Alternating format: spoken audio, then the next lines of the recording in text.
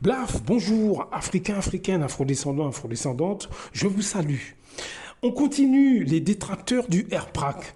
Alors, vous allez écouter un expert, c'est un consultant spécialisé sur la grande distribution.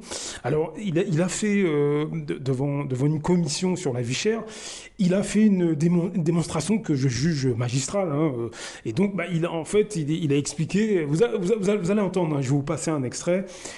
Mais vous allez voir que c'est ce que le RPRAC dit depuis le début. Mais là, je voulais vous faire écouter ça parce que là, c'est un consultant, quelqu'un de spécialisé.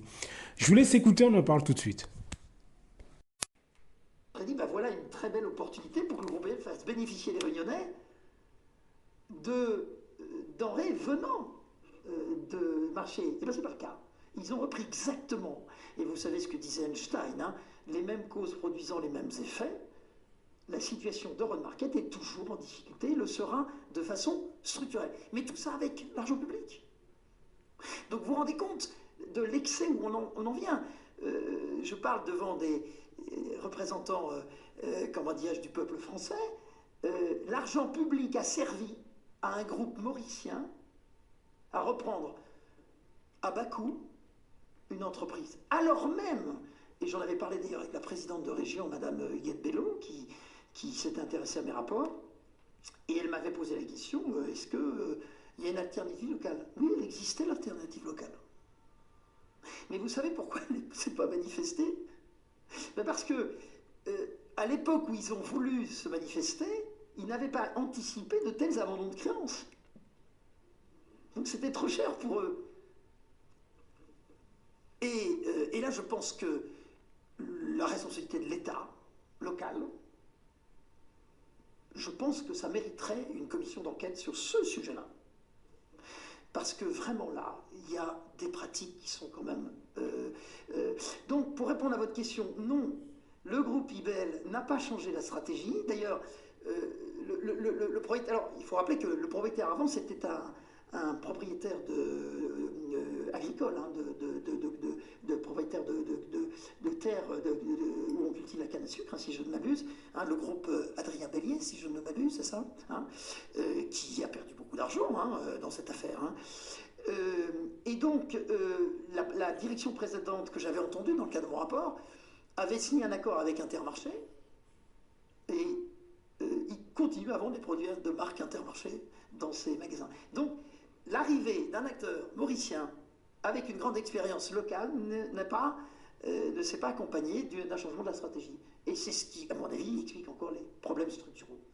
Donc vous voyez que dans ce qu'on peut dire de ça, c'est que moi j'ai vraiment j'ai mal pour les Réunionnais parce que moi je ne suis qu'un analyste, je crois avoir fait mon travail le mieux possible. J'ai rendu 2 rapports où tout ce qui s'est passé était prévu 2 ans avant. L'autorité de régulation prend une décision contraire et autorise cette opération. Le Conseil d'État ne va même pas réformer la décision. Alors même qu'entre-temps, le remède se casse la figure. Et pour moi, il y a une atteinte au droit de la concurrence en Outre-mer. Encore une spécificité de l'économie de comptoir. Il faut donc réformer le code de la concurrence pour l'Outre-mer et j'ai oublié de vous donner cette recommandation, il faut créer une structure locale qui instruit les opérations de concentration. Et je pense qu'il faut là aussi couper le cordon ombilical entre l'État et l'autorité de la concurrence. Vous savez que l'autorité de la concurrence n'est pas c'est une structure administrative. Et j'ai peur de vous dire que la décision de l'autorité de la concurrence statuant sur l'opération de rachat par le groupe GBH de Vendémia est une décision d'ordre politique. Et je pèse mes mots en vous disant ça. Evelyne Corbière, oui, merci, merci de cette analyse.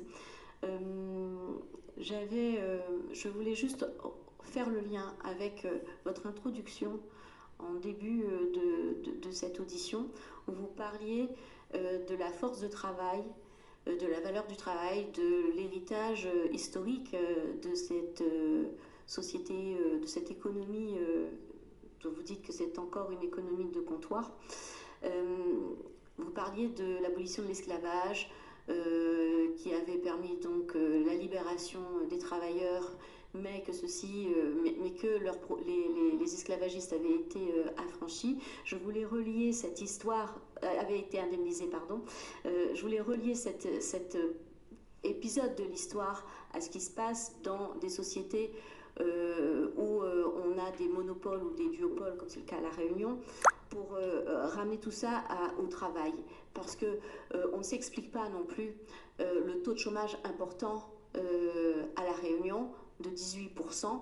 Et c'est vrai que quand on a un même patron qui a autant d'enseignes, qui fait la pluie et le beau temps, qui décide des salaires, des évolutions de salaire, des évolutions de carrière, ça a aussi un impact sur l'espérance que les travailleurs peuvent avoir au quotidien, et ça a aussi, je pense, un impact sur le visage du marché du travail.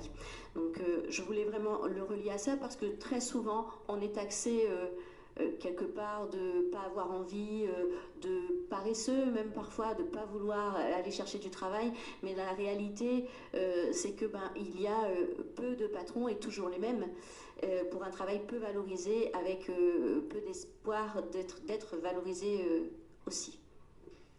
Si je puis me permettre, Madame la Présidente, avec votre permission, un commentaire, vous avez raison. J'avais remarqué d'ailleurs que pour le groupe Ayotte, le management, il y avait peu de Réunionnais au management du groupe Ayotte à La Réunion, je parle.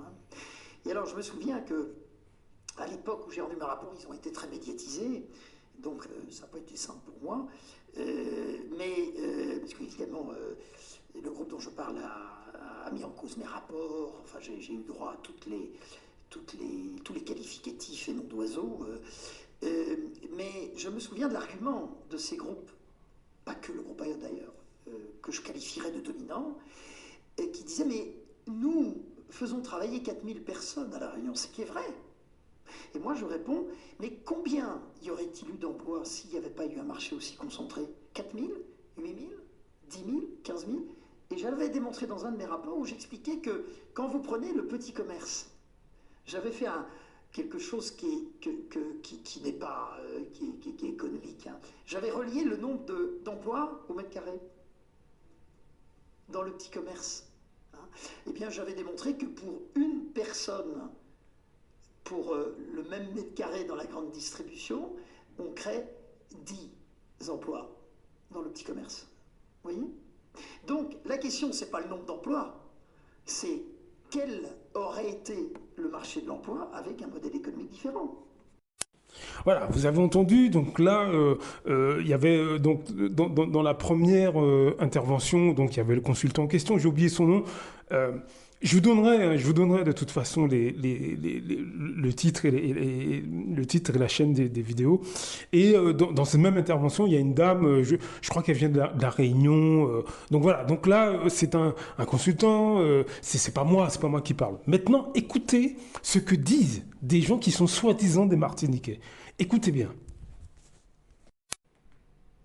C'est Georges Pouzol, ancien député européen, présent à Paris pour des journées d'études concernant les Outre-mer ici au CESE. Alors, d'abord, M. Pouzol, une réaction par rapport à la situation de Martinique aujourd'hui. Écoutez, j'ai eu à parler de cette question dans le cadre du colloque. Ce n'était pas un sujet principal, mais enfin, j'ai fait allusion à cela. Mon avis sur ce qui se passe à la Martinique, c'est tout simplement la première tentative d'un gang du narcotrafic de s'imposer dans le paysage politique et social de la Martinique. Comme des gangs le font depuis maintenant 20 ans dans toutes les îles de la Caraïbe.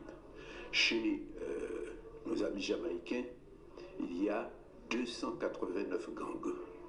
Chez les Trinidadiens, il y a 211 gangs du narcotrafic. Chez les Haïtiens, mais chacun le voit aujourd'hui, les gangs du narcotrafic ont pratiquement pris le pouvoir en Haïti. Un regard très inquiet, évidemment, parce que ça fait je crois, 46 ou 47 jours maintenant que le mouvement a commencé. C'est un mouvement qui concerne la Martinique, qui concerne la Guadeloupe, qui concerne la plupart des territoires et collectivités d'outre-mer. Je pense que la cause est juste. Parfois, certaines façons de la défendre, elles, ne me semblent pas justes. Je ne crois pas que brûler des véhicules ou rançonner des gens à des ronds-points soit la bonne solution, mais se mobiliser, manifester, protester, réclamer comme beaucoup l'ont fait pendant des semaines, ça fait bouger les choses. Je suis contente qu'il y ait des négociations, mais je crois qu'au-delà de cela, ce que je disais à votre consoeur tout à l'heure, je crois qu'au-delà de ça, il nous faut nous interroger sur nous-mêmes et sur qui nous sommes aujourd'hui.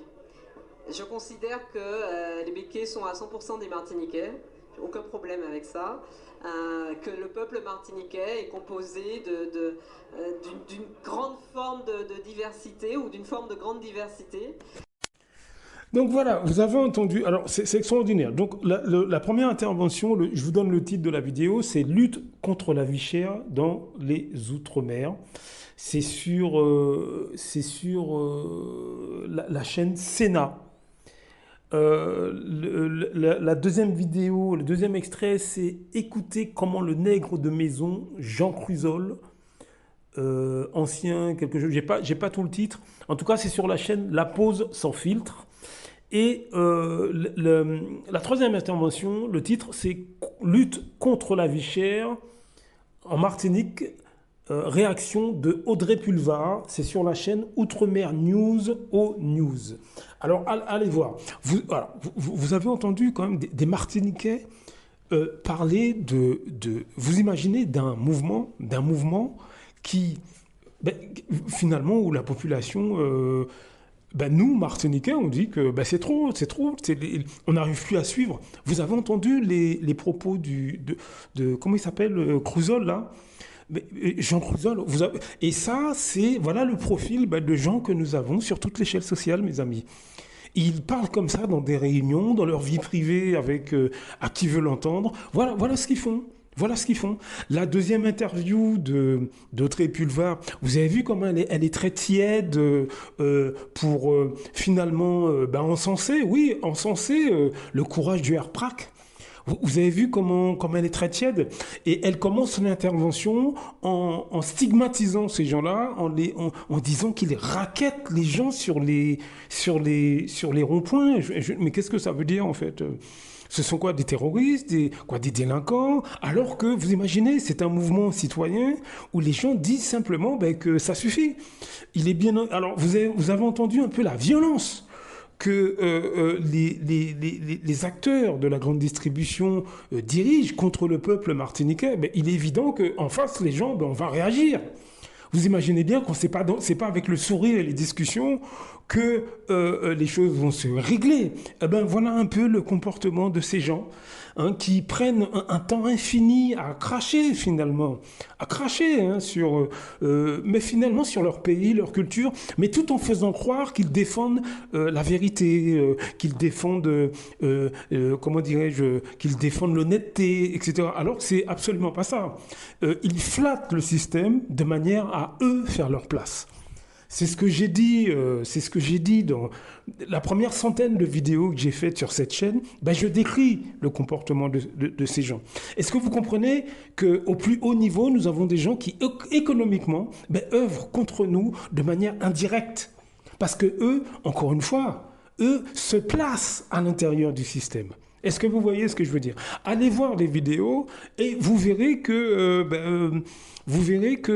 c'est ce que le RPRAC fait, c'est absolument pas exagéré. Notamment la première intervention sur lutte contre la vie chère dans les Outre-mer. Allez voir, ça dure 1h30. Le consultant, il est magistral. Il a vraiment pointé du doigt tous les problèmes de ce système. Blaf, à très bientôt.